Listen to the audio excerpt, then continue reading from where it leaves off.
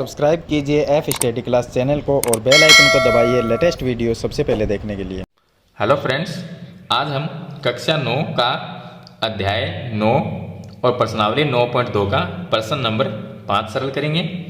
पीछे वाली वीडियो मैंने आपको प्रश्न नंबर 4 तक बता दिए हैं। अगर वो वीडियो आपको देखनी है तो आई बटन पे और डिस्क्रिप्शन में उसका लिंक आपको मिल जाएगा, आप वहां से उस वीडियो को देख सकते हैं। और अभी तक आपने इस चैनल को सब्सक्राइब नहीं किया है तो चैनल को सब्सक्राइब कर लीजिए और इस वीडियो को लाइक कर दीजिए। तो चलिए हम शुरू करते हैं प्रश्न नंबर 5।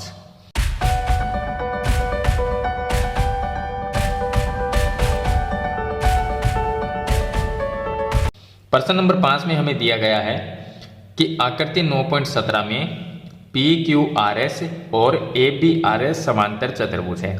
इस आकृति के अंदर दो समांतर चतुर्भुज है, एक का नाम है PQRS और दूसरे का नाम है ABRS। तो ये हो गया PQRS, ये एक समांतर चतुर्भुज है।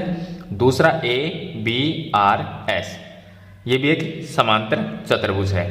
तो आप एक चीज देखिए कि दोनों समांतर चतुर्भुज का जो आधार है वो एक ही है, यानी एक ही आधार पे बनी हुई है दोनों। तो आधार क्या है इसका? SR, क्योंकि SR है वो दोनों में आ रहा है। इसमें भी देखिए SR है और इसमें भी SR है, तो RS है या SR कह सकते हैं, ये दोनों में है। इसका मतलब दोनों का आधार एक है, एक ही लाइन के ऊपर दोनों बने हुए हैं, तो आधार एक हो गया। आगे इसमें लिखा है तथा X भुजा BR पर स्थित कोई बिंदु है। तो ये है X, यहाँ ये X है, जो BR भुजा है ये BR, इसके ऊपर X बिंदु है कोई। तो हमें सिद्ध करना है कि PQRS का क्षेत्रफल, एरिया का मतलब हो गया क्षेत्रफल, PQRS जो समांतर चतुर्भुज है उसका क्षेत्रफल और दूसरा समांतर चतुर्भुज ABRS का क्षेत्रफल बराबर होता है। तो दोनों समांतर चतुर्भुज का क्षेत्रफल हमें बराबर सिद्ध करना है। कैसे करेंगे? प्रमेय 9.1 में दिया गया है कि जब कोई समांतर चतुर्भुज एक ही आधार और एक ही समांतर रेखाओं के बीच में बने होते हैं तो वो क्षेत्रफल में बराबर होते हैं। यानी कि मैं आपको एक एग्जाम्पल से इस चीज को बता देता हूं। देखिए, अगर मैं दूसरा समांतर चतुर्भुज इसी तरह का बनाऊं, यानी कि एक नीचे आधार ले लेते हैं, ये आधार हो गया, इसके ऊपर मैं एक समांतर चतुर्भुज इस तरह से बना दिया, तो ये एक समांतर चतुर्भुज हो गया। अब इसी नीचे वाले आधार पे मैं दूसरा समांतर चतुर्भुज बना देता हूं इस तरह से, यहां से थोड़ा सा आगे बढ़ा दूंगा इस तरह से। अब इसमें कितने समांतर चतुर्भुज है? इसमें दो समांतर चतुर्भुज है।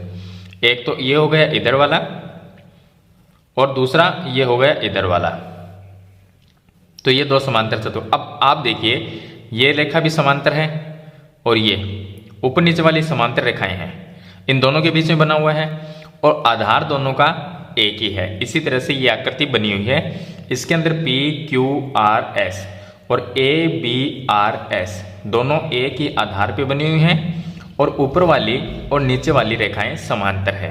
तो समांतर रेखाओं के बीच में है और एक ही आधार पे समांतर चतुर्भुज होते हैं तो वो क्षेत्रफल में बराबर होती है। प्रमेय 9.1 से हम लिख सकते हैं। तो चलिए हम पहला पार्ट इसका सिद्ध करते हैं, पार्ट नंबर 1। इसमें हम थोड़ा सा ये लिख देंगे कि दिए गए समांतर चतुर्भुज एक ही आधार आधार का नाम क्या है? SR या RS लिख दीजिए, RS व एक ही समांतर रेखाओं। अब समांतर रेखाओं का नाम क्या है? नीचे वाली है RS और ऊपर वाली है PB। तो मैं लिख देता हूं PB व SR के मध्य स्थित है, यानी दोनों का आधार एक है और इन दोनों लाइनों के बीच में PB और SR के बीच में बने हुए हैं, यानी स्थित है। तो वो क्या होंगे? क्षेत्रफल में बराबर होंगे। तो मैं यहां पर लिख दूंगा प्रमेय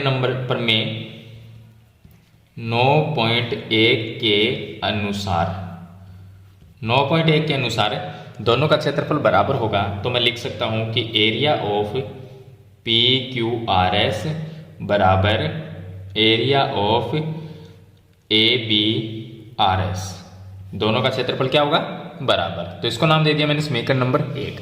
तो यहाँ पर ये पहला पार्ट इसका सिद्ध हो गया। इतना ही लिखना है बस आपको। ये आपको इसका थोड़ा सा कारण लिखना है कि ए की आधार है और ए के समांतर लाइनों के बीच में स्थित है। तो प्रमेय नंबर 9.1 से हम ये लिख सकते हैं कि दोनों का क्षेत्रफल बराबर होगा। तो ये पहला पार्ट सिद्ध हो गया, इसको समीकरण नंबर 1 नाम दे दिया। अब हम दूसरे पार्ट को सरल करते हैं। तो इसका जो सेकंड पार्ट है वो पहले पार्ट से सरल होगा। पहले पार्ट में समीकरण नंबर 1 दिया तो ये आगे काम आएगी। अब देखिए यहाँ पे लिखा है कि AXS, ये कौन सा है? AXS, ये जो त्रिभुज बन रहा है, ये जो त्रिभुज बना हुआ है इसका क्षेत्रफल PQRS का आधा होता है। तो हमें ये सिद्ध करना है इसमें कि त्रिभुज का क्षेत्रफल आधा होता है PQRS समांतर चतुर्भुज का। तो इसको मैं आपको एक एग्जाम्पल से समझा देता हूँ। तो देखिए हम एग्जाम्पल से समझते हैं। मैं एक यहाँ पर समांतर चतुर्भुज इस तरह से बना देता हूँ। ये एक समांतर चतुर्भुज है, इसके अंदर मैं एक त्रिभुज इस तरह से बना देता हूँ। इस तरह से बना दिया। अब मैं इसको ऐसे भी रख सकता हूँ, इसको मैं ऐसे भी रख सकता हूँ। अगर मैं इसको इस तरह से रखूँ तो यहाँ पर देखिए दोनों का आधार एक है। इसी लाइन पे तो ये त्रिभुज बना हुआ है और इसी लाइन के ऊपर ये समांतर चतुर्भुज बना हुआ है। तो दोनों के आधार की बात करें तो ये इसका आधार हो जाएगा। अब इसी आधार पे बना हुआ है, तो जब एक ही आधार पे और एक ही समांतर रेखाओं के बीच में समांतर चतुर्भुज और त्रिभुज बना हुआ होता है तो त्रिभुज का जो क्षेत्रफल होता है वो समांतर चतुर्भुज के क्षेत्रफल का आधा होता है। तो मैं इसे इस तरह से लिख सकता हूं। देखिए अगर मैं इसको नाम दूं P, Q, R और S, ये नाम दे दिया। यहां पर मैं लिख देता हूं A लिख दिया। तो इस त्रिभुज का जो क्षेत्रफल है वो समांतर चतुर्भुज के क्षेत्रफल का आधा होगा। तो त्रिभुज का क्या है? PAS, त्रिभुज का क्षेत्रफल यानी एरिया ऑफ PAS, ये हो गया त्रिभुज का क्षेत्रफल। आधा होता है एरिया ऑफ समांतर चतुर्भुज का, तो PQRS। इस तरह से हम लिख सकते हैं कि त्रिभुज का क्षेत्रफल समांतर चतुर्भुज के क्षेत्रफल का आधा होता है। इस प्रश्न में भी ऐसा ही दिया गया है। जो सेकंड पार्ट है उसमें हमें ऐसे ही सरल करना है। ये जो त्रिभुज बना हुआ है, ये त्रिभुज, इसका क्षेत्रफल ABRS इसका आधा होगा। क्यों? क्योंकि ये त्रिभुज देखिए आप कहां पर बना हुआ, त्रिभुज का आधार ये है, त्रिभुज का आधार, ये आधार है त्रिभुज का, और यहां से ये समांतर चतुर्भुज बना हुआ है ABRS। तो ABRS और AXS त्रिभुज का और समांतर चतुर्भुज का आधार क्या हुआ? ये हो गया AS। ये AS हो गया आधार। तो दोनों एक ही आधार पे बने हुए हैं, त्रिभुज और समांतर चतुर्भुज, और समांतर लाइनों के बीच में ये भी समांतर है और ये भी समांतर है। तो इधर वाली और इधर वाली दोनों समांतर रेखाएं हैं, इनके बीच में बनी हुई आकृति है। तो हम ये लिख सकते हैं कि इस त्रिभुज का क्षेत्रफल ABRS इस समांतर चतुर्भुज के क्षेत्रफल का आधा होगा। तो थोड़ा सा मैं यहाँ पर इसका कारण लिख देता हूँ कि त्रिभुज AXS व समांतर चतुर्भुज जिसका नाम है ABRS एक ही आधार व एक ही समांतर रेखाओं के बीच स्थित है। जो त्रिभुज है इसका क्षेत्रफल समांतर चतुर्भुज के क्षेत्रफल का आधा होगा। तो त्रिभुज हो गया हमारा, मैं लिख देता हूं एरिया ऑफ त्रिभुज AXS। इस त्रिभुज का क्षेत्रफल बराबर 1/2 एरिया ऑफ ABRS। समांतर चतुर्भुज कौन सा हो गया? ABRS। तो समांतर चतुर्भुज का आधा हो गया इसका क्षेत्रफल। अब यहाँ पे इसको नाम दे दिया समीकरण नंबर 2। अब आप एक चीज देखिए कि ABRS, इसकी जगह मैं क्या लिख सकता हूँ? ABRS किसके बराबर है? ABRS का क्षेत्रफल PQRS का क्षेत्रफल, दोनों बराबर है। तो ABRS की जगह मैं PQRS लिख सकता हूँ। तो यहाँ से मैं लिख दूंगा कि समीकरण 1 व 2 से, समीकरण ये हो गई 1 और ये हो गई 2, थोड़ा सा चेंज कर लेंगे इसमें। ए बी आर एस की जगह मैं पी क्यू आर एस लिख सकता हूँ क्योंकि ये दोनों तो बराबर है। तो समीकरण 1 और 2 से area of A x S बराबर 1/2 area of P Q R S. तो यहाँ पर ये हमारा आंसर हो जाता है, यानी इतिसिद्धम। तो यही चीज यहाँ पर सिद्ध करनी थी कि ए एक्स एस इस त्रिभुज का क्षेत्रफल बराबर 1/2 पी क्यू आर एस का क्षेत्रफल। तो ये चीज हमने यहाँ पर सिद्ध कर दी। तो ये होगा इसका प्रश्न नंबर 5। चलिए इसके बाद में हम शुरू करते हैं इसका प्रश्न नंबर 6। अब देखिए इसका प्रश्न नंबर 6 है, बहुत ही सरल प्रश्न है ये। इसने दिया है कि एक किसान के पास समांतर चतुर्भुज पी क्यू आर एस के रूप का एक खेत था। तो हम क्या बना लेते हैं, एक समांतर चतुर्भुज पी क्यू आर एस बना लेते हैं। चलिए मैं यहाँ पर एक बना लेता हूँ इस तरह से। इसका नाम हमने लिख दिया पी क्यू आर एस। ये दिया गया है हमें पी क्यू आर एस, इसने हमने बना लिया। उसने आर एस पर स्थित कोई बिंदु ए लिया है। तो आर एस ये भुजा है, इसके ऊपर हम एक बिंदु मान लेते हैं यहाँ पर ए, और उसे P और Q से मिला दिया। A को P से मिलाया और Q से मिलाया। तो मैं यहाँ से इसको P से मिला देता हूँ और साथ में इसको Q से मिला देता हूँ।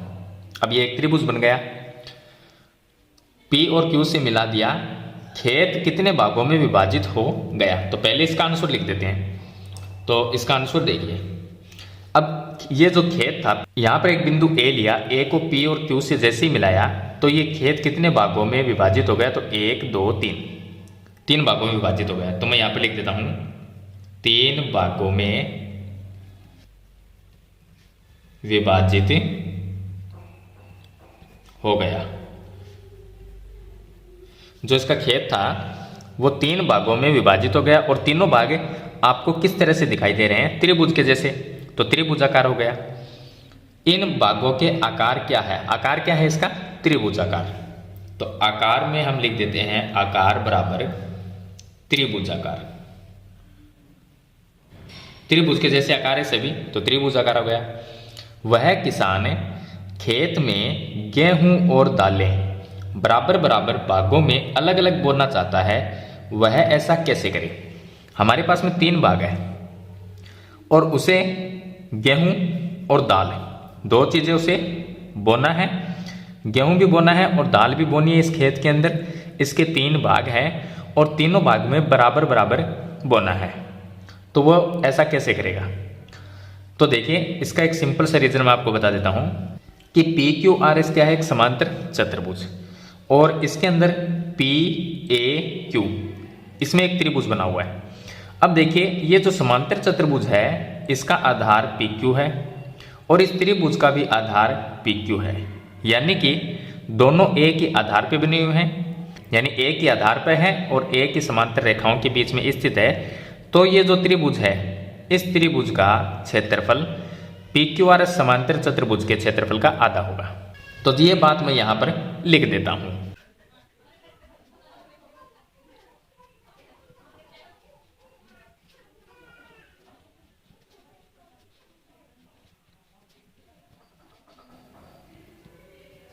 तो मैंने यहां पर लिखा है कि त्रिभुज पी ए क्यू, ये पी ए क्यू ये त्रिभुज और समांतर चतुर्भुज पी क्यू आर एस, एक ही आधार पी क्यू, आधार क्या है इसका? पी क्यू, एक ही आधार है दोनों का।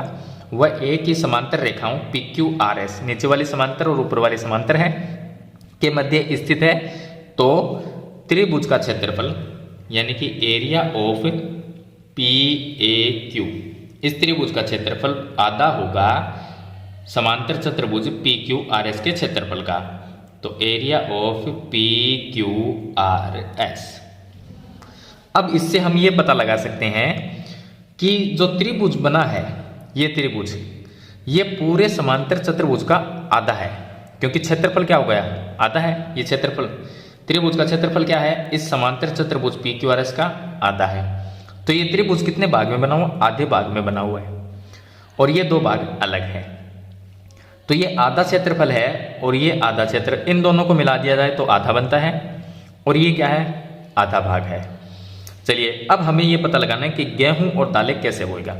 अगर वो इसके बीच वाले में, बीच वाला जो त्रिभुज है इसमें अगर गेहूं बो देता है तो इधर वाले में दाल उसको बोना पड़ेगा। अगर इधर दोनों वाले में वो गेहूं बो देता है तो बीच वाले में वो क्या बोएगा, दाल, तभी इसका आधा आधा भाग हो सकता है। तो इस बात को हम ये लिख सकते हैं कि PAQ इसके अंदर अगर वो गेहूं बोना चाहता है, इसमें गेहूं बो देता है, तो इस त्रिभुज में और इस त्रिभुज में उसे दाल बोना पड़ेगा। अगर बीच वाले में वो दाल बो देता है तो इधर वाले में और इधर वाले में उसे गेहूं बोना पड़ेगा, तभी इसका आधा आधा भाग हो सकता है। तो ये था इसका प्रश्न नंबर 6, जो कि बिल्कुल सिंपल सा है। उम्मीद करता हूँ ये दोनों प्रश्न आपको अच्छी तरह से समझ में आ गए होंगे। फिर भी आपका कोई सवाल है तो मुझे कमेंट में जरूर लिखें, और वीडियो अच्छी लगे तो लाइक और शेयर जरूर कर देना। इस चैनल पर नए हैं तो सब्सक्राइब करना, साथ में बेल आइकन का बटन जरूर दबाना। तो आज की वीडियो में इतना ही, मिलते हैं नई वीडियो के साथ, तब तक के लिए थैंक यू।